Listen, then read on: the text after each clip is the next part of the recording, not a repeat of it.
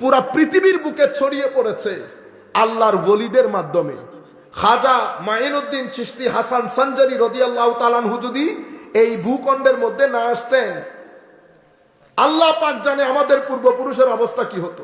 হযরতে উসমান হারওয়ানির সৌবতের মধ্যে দীর্ঘ 20 বছর অতিবাহিত করার পরে নিজের মুরিদকে নিয়ে হযরতে খাজা উসমান হারওয়ানি মক্কা শরীফ গেছেন। দেখেন পীর মুর্শিদ কি রকম, কারণ মুর্শিদও জানে মুরিদ, এই মুরিদ কে হবেন এবং এটাকে দিয়ে আল্লাহ কোন খেদমত করাবেন। কারণ এই উম্মতের মধ্যে আর কোন নবী আসবেন না, নবীর দায়িত্ব পালন করবেন আলেমরা। হযরতে উসমান হারওয়ানি মক্কা শরীফের মধ্যে গিয়ে আল্লাহর দরবারে দোয়া করলেন, আল্লাহ আমার মঈনুদ্দিনকে কবুল করেন। গায়েব থেকে আওয়াজ আসলো, মঈনুদ্দিন আমার মাহবুব বান্দাদের মধ্যে অন্যতম।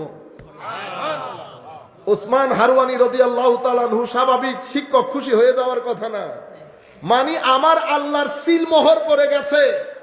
অতঃপর মক্কায় মুআজ্জামা থেকে মদিনায় মুনাওয়ারায় যায়, সেখানে আমার নবীর দরবারে সালাম আরজ করে হযরতে উসমানে হারওয়ানির পরে হুজুর খাজা মাইনুদ্দিন যখন সালাম দান করেন, মদিনায় মুনাওয়ারা থেকে আওয়াজ আসে, ওয়া আলাইকাস সালাম ইয়া কুতুবাল আক্তাব। সুলতানে হিন্দ, সুলতানে, ও ভাই কত সুলতান এসেছে গেছে আমার খাজা মাইনুদ্দিনের সময়কাল থেকে আজকের দিন পর্যন্ত। আমরা মনে রাখবো দূরের কথা, ইন্ডিয়ার মানুষও মনে রাখে নাই, কিন্তু এক সুলতান, সেই দিনও সুলতান, আজকেও সুলতান, কুল কায়নাত বলে সুলতানে হিন্দ, সুলতানে হিন্দ। ধনী গরিব বড় ছোট, রাজনীতিবিদ শাসক প্রশাসক সবাই সুলতানুল হিন্দের দরবারে, সুলতানে হিন্দে দরবারে লাখো মানুষ ইসলাম কবুল করে। হাজা বাবা যদি না আসতেন, হয়তো আমাদের পূর্বপুরুষ, আমরাও আজকের দিন পর্যন্ত আমাদের ধর্মীয় আইডেন্টিটি কি হতো আল্লাহ আল্লাহ রসুল ভালো জানে। আমার ভাইয়েরা, ইতিহাস পড়বেন, ইতিহাস পড়ে ইতিহাস বুঝার চেষ্টা করবেন, সেখান থেকে শিক্ষা গ্রহণ করবেন। এটা আমার আল্লাহর সুন্নত। আপনি খাজা বাবার নাম শুনে একেবারে রেগে যান, হ্যাঁ, খাজা বাবার নাম বলার বা উনার এই কথাগুলা বলার প্রয়োজন কি? আমাদের এই ধরনের একটা টেন্ডেন্সি আছে। তা আমি যদি আপনাকে বলি সূরা লুকমান আলাইহিস সালামের ঘটনা জানার প্রয়োজন কি? আমি যদি আপনাকে জিজ্ঞেস করি সূরা কাহাফের মধ্যে আসহাবে কাহাফের ঘটনা জানার দরকার কি? এত ঘটনা বলারও দরকার কি? সূরা বাকারার মধ্যে গরু সংক্রান্ত, কে কারে মারছে, কে কারে মারছে, কারে গরু জবাই করতে বলছে, কোন গরু জবাই করবে, সাদা গরু না হলুদ গরু, এটা আমার জানার কোনো দরকার আছে? আপনি এক প্রশ্ন করলে আমি আপনাকে 10 প্রশ্ন করতে পারবো। কোরআনে পাকের মধ্যে কিছু সংখ্যক আয়াত আমাদেরকে ঈমান আমলের তালিম দেয়। কোরআনের, আমার শব্দগুলো খেয়াল করবেন, ওভারওয়েলমিং মেজরিটি, আমি শুধু মেজরিটি বলি নাই, ওভারওয়েলমিং মেজরিটি মানে কোরআনের বেশিরভাগ আয়াত ইতিহাস বলেছে।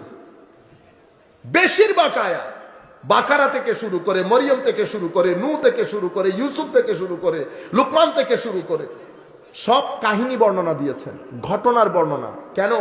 কারণ মানুষ ঘটনা থেকে দ্রুত শিক্ষা গ্রহণ করতে পারে।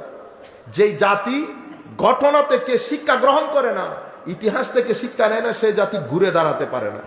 আল্লাহর ওলিদেরকে, জুনাইদ বুগদাদিকে, হযরতে ফুদাইল ইবনে ইয়াসকে জিজ্ঞেস করেছিলেন মুরিদরা, বিমা ওয়াসালতা ইলা হাযাল মাকাম, হুজুর এই মাকামের মধ্যে কিভাবে পৌঁছালেন?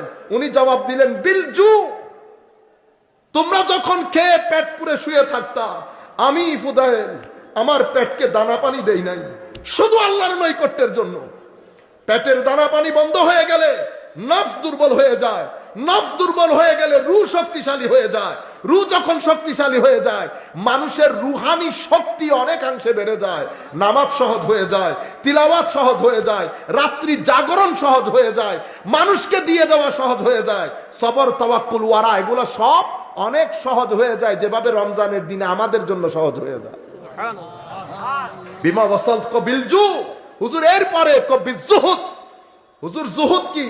দুনিয়াতে থেকেছি, দুনিয়ার আলো বাতাস আমার এখানে ঢুকতে দেই নাই, দুনিয়ার লোভ, দুনিয়ার লালসা, টাকা পয়সা কোনো কিছু আমি আমার ভিতরে ঢুকতে দেই নাই। এরপরে কি? কওয়াবি তাওয়াদু, তাওয়াদু মানে অসম্ভব ভদ্রতা। পৃথিবীর কোন মানুষকে আমি আমার চেয়ে ছোট মনে করি নাই, সবাই চেয়ে মনে করেছি আমি অধম, সবাই আমার চেয়ে উত্তম, সবাইকে সম্মান করেছি। এরপরে কি একাকিত্বে আল্লাহর সুহবতের মধ্যে সময় কাটিয়েছি। এভাবে 7টা জিনিস বলেছেন। একই কথা জুনাইদ বাগদাদি বলেছেন, একই কথা গাজালি বলেছেন, একই কথা হযরত লুকমানও বলছে। হুজুর আপনি হাকিম হলেন কেমনে? চোখ হেফাজত করেছি, আমার মুখ হেফাজত করেছি, আমি আমার পেটে আমার জানা মতে আমি কখনো হারাম দেই নাই, আমি কখনো হারাম দেই না আমার জানা মতে। আর এর পরবর্তীতে আমি এমন কখনো হয় নাই যে আমার ঘরে মেহমান এসেছে আর আমি মেহমানদারি করি না, আমি প্রতিবেশীর হক আদায় করেছি, আমি কখনো সময়কে আননেসেসারি কাজে ব্যয় করি নাই। এভাবে এই ঘটনাগুলোর পরে আমার আল্লাহ আমাকে হিকমত তথা আমার সিনা খুলে দিয়েছে। মাওলা যখন কারো উপর মহব্বত করেন, খুশি হয়ে যান, মাইয়ুরিদ মাইয়ুরিদিল্লাহু আন ইয়াহদিয়াহু ইয়াশরাহ সাদরাহু লিল ইসলাম। আমার আল্লাহ তার সিনাকে খুলে দেন। মানুষের সিনা যখন খুলে যায় তো কয়েকটা জিনিস তার ভিতরে হয়। সিনা অসম্ভব ধৈর্যশীল হয়, দয়ালু হয় এবং অনেক জিনিসকে টলারেট করতে পারে, যেটাকে আমরা বলি না সহনশীল, সয়ে যায় অনেক কিছু, এরকম উদার হয়ে যায়। যখন আমার আল্লাহ কারো উপর নারাজ হয় তার ভিতর গুটন একেবারে কনস্ট্রিক্ট হয়ে যায়, ভিতরে কনস্ট্রিক্টেড হয়ে যায়। যাই হোক, হযরতে লুকমান আলাইহিস সালামকে আমার আল্লাহ বলছে আমি হিকমত দান করেছি ওহি নবীদের জন্য। হিকমত মানে ইলমে লদুন্নি দান করেছেন। তো হযরতে লুকমানকে লুকমানের কর্মগুণে যেমন ইলমে লদুন্নি দান করে, কোরআনের মধ্যে লুকমানের নামে সূরা নাজিল করে লুকমানকে সম্মানিত করেছেন। একই ঘটনা খাজা মাইনুদ্দিনের ক্ষেত্রেও, একই ঘটনা হুজুর গৌসুল আজমের ক্ষেত্রেও, এদের সিনাকেও খুলে দিচ্ছেন।